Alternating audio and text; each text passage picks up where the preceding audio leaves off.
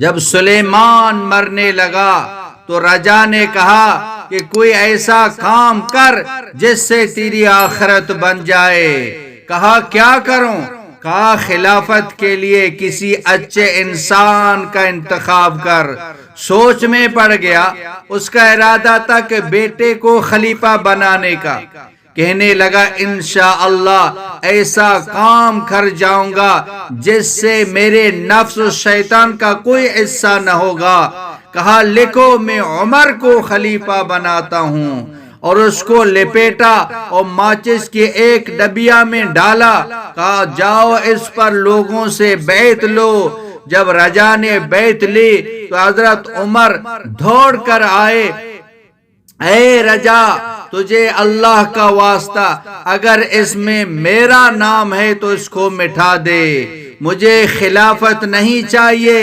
اس نے کہا جاؤ جاؤ میرا سر نکاؤ، مجھے نہیں پتا کس کا نام ہے۔ آگے ہشام ابن عبد الملک ملا، اس نے کہا رجا اگر اس میں میرا نام نہیں تو اس میں لکھ دے، ایک کہتا ہے میرا نام مٹھا دے، ایک کہتا ہے میرا نام لکھ دے۔ جب ڈبیا پر بیعت لی اور کھولا، اس میں حضرت عمر رحمت اللہ علیہ کا نام نکلا۔ او بھائی اے عمر تجھے خلیفہ بنایا جاتا ہے۔ تو حضرت عمر رحمت اللہ علیہ کھڑے نہیں ہو سکے، دو آدمیوں نے سہارا دے کر اٹھایا، لڑکھڑاتے ہوئے منبر پر آئے۔ کہا مجھے خلافت نہیں چاہیے، تم اپنے فیصلے سے کسی اور کو بنا دو۔ انہوں نے کہا نہیں، امیر المومنین نے کہہ دیا ہے۔ ہشام کی چیخ نکلی، ایک شامی نے تلوار نکالی، آئندہ تو نے بات کی تو تیری گردن اڑا دوں گا۔ تو امیر المومنین کے حکم کے سامنے آواز نکالتا ہے۔